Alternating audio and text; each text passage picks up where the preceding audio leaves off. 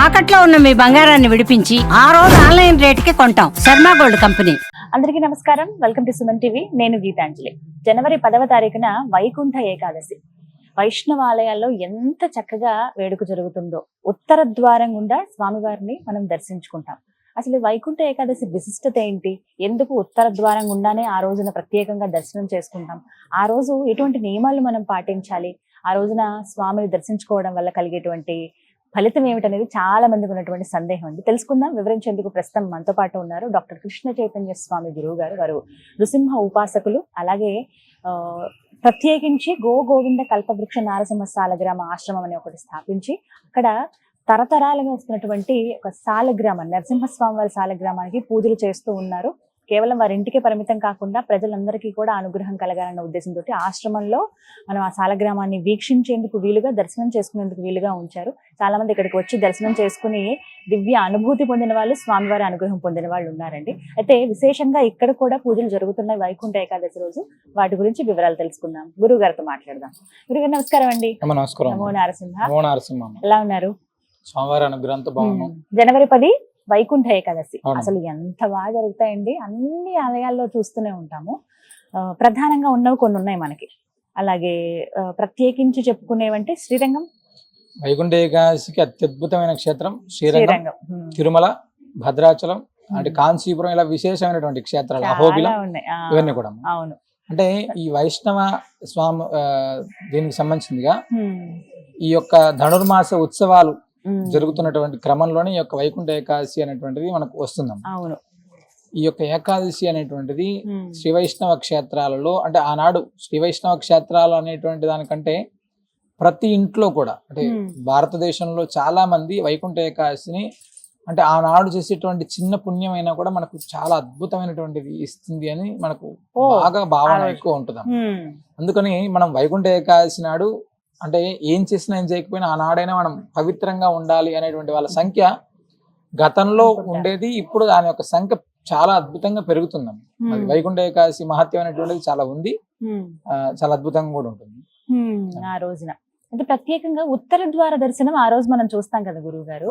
ఎందుకంటే మిగతా రోజుల్లో ఏ ద్వారం గుండా వెళ్ళాలి, తూర్పు ద్వారం అయినా లేకపోతే దక్షిణ ద్వారం అయినా ఏదో ఒకటి దాని నుంచి వెళ్తూ ఉంటారు. ఏదైతే నియమంగా పెట్టారో ఆ ఆలయానికి ఏవైతే ఉన్నాయో, ఎన్ని ద్వారాలు ఉన్నా ఖచ్చితంగా ఉత్తర ద్వార దర్శనమే చేసుకుంటారు ఆ రోజున, చెయ్యాలి అని అంటారు. ఎందుకు విశిష్టత? వైకుంఠానికి వెళ్ళే వాడికి ఉత్తర ద్వారం లోపలికి వెళ్తే వైకుంఠానికి వెళ్ళిపోతారు డైరెక్ట్ గా మనకు చాలా మంది చెప్తారమ్మ.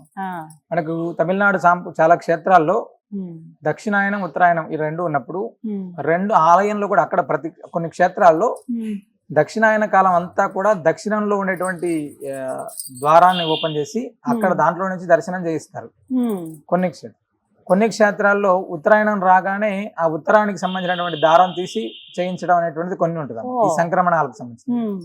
అలాగా అంటే ఉత్తర ద్వారంలో ఎవరైతే స్వామిని దర్శించుకుంటారు, స్వామివారి సన్నిధిలోకి, అంటే ఉత్తర ద్వారం లోపలికి వెళ్ళి దర్శనం చేసుకునేటువంటిది ఒక పద్ధతి, స్వామియే ఉత్తర ద్వారంలో వచ్చి భక్తులకు దర్శనం ఇచ్చేటువంటిది ఇంకొక పద్ధతి. ఆ ఉత్తర ద్వారంలో ఎప్పుడైతే మనం దర్శనం చేసుకుంటామో విష్ణువుని, మోక్షం వస్తుంది అని చెప్పి మనకు పెద్దలు చెప్తారు. వైకుంఠ ఏకాదశిని మనం ముక్కోటి ఏకాదశి అంటారు. ఎందుకు ముక్కోటి ఏకాదశి అంటే 3 కోట్ల ఏకాదశులు చేస్తే కలిగేటువంటి పుణ్యం వైకుంఠ ఏకాదశి నాడు మనం చేసేటువంటి విష్ణు ఆరాధన, వైకుంఠ ద్వారంలో స్వామివారి దర్శనం, తులసి పూజ, ఉపవాసం, ఇవన్నీ చేస్తే ఆ యొక్క 3 కోట్ల ఏకాదశి ఫలితాన్ని మనకు ఇస్తుంది అని చెప్తారు. దానికే ముక్కోటి ఏకాదశి అని. 33 కోట్ల మంది దేవతలు కూడా ఆనాడు వైకుంఠంలో వెళ్ళి స్వామివారిని దర్శించుకుంటారు ఉత్తర ద్వారంలో అని చెప్పి దీన్ని ముక్కోటి ఏకాదశి అని. కొంతమంది ఏం చెప్తారంటే పెద్దలు, 33 కోట్ల మంది దేవతలతోటి కలిసి మనకు భూలోకానికి వచ్చి భగవంతుడు మనల్ని అందరినీ కూడా అనుగ్రహిస్తాడు అని చెప్తారు. అందుకని దీనికి ముక్కోటి ఏకాదశి అని. ఎవరైనా కానీ ఈ యొక్క ఏకాదశి వ్రతాన్ని చేస్తే, అంటే ఈ యొక్క వైకుంఠ ఏకాదశికి సంబంధించినటువంటి వ్రతాన్ని చేస్తే, వ్రతం అంటే దానికి ఏదో సపరేట్ గా పూజా విధానాన్ని కాదు, విష్ణు ఆరాధన చేయడమే వ్రతం. ఫస్ట్ విష్ణు ఆరాధన అంటే ఉపవాసం, భగవంతుడికి దగ్గరగా ఉండడం.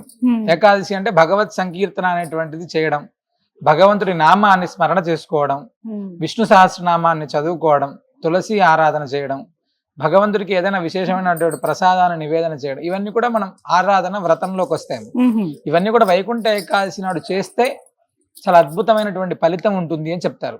శ్రీరంగం, తిరుమల, అహోబిలం, భద్రాచలం, కాంచీపురం ఇలాంటి విశేషమైనటువంటి క్షేత్రాల్లో భగవంతుడు ఉత్తర ద్వారంలో దర్శనమిస్తారు. మన భద్రాచలంలో స్వామి అత్యంత అద్భుతంగా రామచంద్రమూర్తి వైకుంఠ ద్వారంలో గరుడ వాహనం పైన మనకు దర్శనమిస్తారు. అదే విధంగా మనం కల్పవృక్ష నారసింహ స్వామివారి శాలగ్రామ దివ్య సన్నిధిలో స్వామివారు ఉత్తర ద్వారంలోనే ఇక్కడ భక్తుల్ని అనుగ్రహిస్తారు. ఆ రోజు ఇక్కడ జరిగేటువంటి విశేషాల్లో ఒకటి ఏంటంటే, సాక్షాత్తు లక్ష్మీనరసింహ స్వామి వారు 750 సంవత్సరాల క్రితం ఏదైతే కల్పవృక్ష నారసింహ శాలగ్రామాన్ని ఇచ్చారో ఆ శాలగ్రామానికి దక్షిణావృత పాంచజన్యము అనేటువంటి మహాశంఖం చేత అభిషేకం చేసి, ఈ యొక్క దక్షిణావృత పాంచజన్యము అనేటువంటి మహాశంఖంతో అభిషేకం చేసి, ఇదే పాంచజన్యము అనేటువంటి శంఖంతో సంవత్సరంలో ఒక్కరోజు మాత్రమే తీర్థం ఇస్తాం. దక్షిణావృత పాంచజన్యంతో వైకుంఠ ఏకాదశి రోజు వచ్చేటువంటి భక్తులకు ఈ యొక్క తీర్థాన్ని అందించడం జరుగుతుంది. వారి యొక్క తీర్థం తీసుకోవడం కోసం. విశేషం ఏంటండి ఎందుకు ఈ తీర్థం? మనం సాధారణంగా సామెత ఉంటుంది, శంఖంలో పోస్తేనే తీర్థం అని ఇప్పుడు చెప్తుంటారు. అంటే శంఖంలో ఉండేటువంటి తీర్థం తీసుకుంటే శరీరంలో ఉండేటువంటి ఆది వ్యాధుల ప్రభావం అనేటువంటిది తగ్గుతుంది. ఒకటి ఫస్ట్.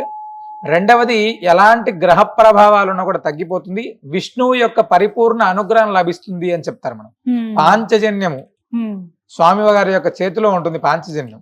అలాగా ఈ యొక్క పాంచజన్య దర్శనం అనేటువంటిది కూడా చాలా విశేషం ఆనాడు. స్వామివారికి దీంతో ప్రతినిత్యం కూడా స్వామివారికి అభిషేకం జరుగుతుందమ్మా. ఇదే శంఖంతో మనం ఆనాడు భక్తులకు తీర్థం ఇస్తారు. ఇది సంవత్సరంలో కేవలం ఒకే ఒక్క రోజు, కేవలం వైకుంఠ ఏకాదశి రోజే 32 నృసింహ శాలగ్రామాలకు కల్పవృక్ష నరసింహ స్వామి వారికి అభిషేకం చేసి, ఆ అభిషేక జలం ఏదైతే ఉందో ఆ జలాన్ని ఆనాడు భక్తులకు తీర్థం ఇస్తారమ్మా. ఉత్తర ద్వారంలో స్వామివారి దర్శనం, పాంచజన్య తీర్థం ఇక్కడ చాలా విశేషం. అవకాశం ఉన్నటువంటి ప్రతి భక్తుడు కూడా, భద్రాచలం రామచంద్రమూర్తి దర్శనానికి వచ్చేటువంటి ప్రతి భక్తుడు కూడా ఇక్కడ చాలా మంది ఇక్కడికి వచ్చి స్వామివారి దర్శనం చేసుకుని ఈ తీర్థం కోసం వచ్చేటువంటి వాళ్ళు చాలా మంది ఎక్కువ ఉంటారు. చాలా విశేషమైంది. అయితే కొంతమంది అంటే దేవాలయానికి వెళ్ళడం అనేది నియమంగా పెట్టుకుంటారండి, ఉత్తర ద్వారం కూడా దర్శనం చేసుకుంటారు. అయితే కొంతమంది వెళ్ళలేని వాళ్ళు ఆ రోజున ఏం చేయాలి? ఏమన్నా నియమం అంటూ ఉంటుందా ముక్కోటి ఏకాదశి రోజు? చెప్పండి. అంటే సాధారణంగా ఉత్తర ద్వారం దర్శించుకోవడానికే మొదటి ప్రాముఖ్యత. అసలు వెళ్ళలేదు అనుకునేటప్పుడు ఇంట్లో ఉండి విష్ణు ఆరాధన చేసుకోవడం, నియమంగా ఉండడం. అంటే ఆనాడు భోజనం అనేటువంటిది కాకుండా ఏదైనా అల్పాహారం, శరీరం ఇబ్బంది పడకుండా ఏదైనా అల్పాహారం తీసుకొని విష్ణు సహస్రనామం పరం, ఒకవేళ అది కూడా మేము చదవలేము, కనీసం వినేటువంటి ప్రయత్నం చేయాలి. లేదా నారాయణ మహామంత్రాన్ని మనం పారాయణం చేసుకోవాలి, అది కూడా చేసుకోలేము. విష్ణు సహస్రనామంలో ఒక శ్లోకం ఉంటుంది, శ్రీరామ రామ రామేతి రమే రామే మనోరమే సహస్రనామ తత్పల్యం రామనామ వరానని. ఈ యొక్క శ్లోకాన్నైనా కనీసం 3 సార్లు చదువుకుంటే విష్ణు సహస్రనామాన్ని చేసినటువంటి ఫలితం వస్తుంది అని చెప్పి మనకు పెద్దలు చెప్పి ఉన్నారు. ఆ పరమేశ్వరుడే చెప్పి ఉన్నాడు. ఆ శ్లోకాన్ని మనం పారాయణం చేసుకోవడం అనేటువంటిది చాలా విశేషమైనటువంటిది. ఆ రోజు ఇది ఒకటి నియమంగా పెట్టుకోవాలి. ఉదయం చాలా మంది ఉదయమే వెళ్ళి దర్శనం చేసి తెల్లవారుజామునే ఉంటుంది దర్శనం. అవును, కానీ ఆ రోజంతా చేసుకుంటారు కదా చాలా మంది. అంటే ఆ ఉత్తర ద్వారంలోనే వెళ్ళి స్వామివారిని దర్శించుకుని ఆ రోజు రాత్రి దాకా ఉంటుంది. మనకు తిరుమల అలాంటి క్షేత్రాల్లో ఈ మధ్య కాలంలో అంటే చాలా మంది భక్తులు పెరిగి అదే రోజు దర్శనం అంటే ఇబ్బంది అవుతుందని కాబట్టి 10 రోజుల కాలం పాటు ఉత్తర ద్వారాన్ని తెలిసి మనందరినీ కూడా అనుగ్రహిస్తుండే స్వామివారు. అంటే ఒక రోజులో అంతమంది రాలేరు కాబట్టి లక్షలాది మందిని అనుగ్రహించాలి అని స్వామి అలా ఇచ్చారు అనుగ్రహం. అక్కడ మాత్రమే 10 రోజులు జరుగుతుంది. అన్ని రోజులు అన్ని క్షేత్రాల్లో ఒకే ఒక రోజు అమ్మ. మీరు అహోబిల క్షేత్రానికి వెళ్తే ఎగువ అహోబిలం అంటే శ్రీరంగం అనేటువంటిది కలియుగ వైకుంఠం, కలియుగ వైకుంఠం తిరుమల, నిత్య వైకుంఠం అనేటువంటిది భూలోక వైకుంఠం అనేటువంటిది శ్రీరంగం. అహోబిల క్షేత్రాన్ని నిత్య వైకుంఠం అని పిలుస్తారమ్మా. అహోబిల క్షేత్రంలో ఎగువ అహోబిలం, అహోబిల నరసింహస్వామి వారి గుహలో ఉండేటువంటి భగవంతుడు 365 రోజులు ఉత్తర ద్వారంలోనే దర్శనమిస్తారు. మనం వెళ్ళేటువంటి అహోబిల క్షేత్రంలో ఎగువ అహోబిలం, అహోబిల నరసింహస్వామి వారు 365 రోజులు ఉత్తర ద్వారంలోనే దర్శనం ఉంటుంది అక్కడ. చాలా అత్యద్భుతంగా అది నిత్య వైకుంఠం అని పెద్దలు పిలుస్తారు దాన్ని. అంత అద్భుతమైనటువంటి క్షేత్రం అది కూడా. ఈ విధంగా ఆ రోజున అందరూ చేయొచ్చు, వయసుతో సంబంధం లేకుండా కుదిరినట్టుగా మీరు చెప్పినటువంటి ఆ మహామంత్రాలు, ఆ శ్లోకాలు పఠించుకుంటే చాలు కదా. అవునమ్మా. చక్కగా వివరించారు గురుగారు. ధన్యవాదాలండి.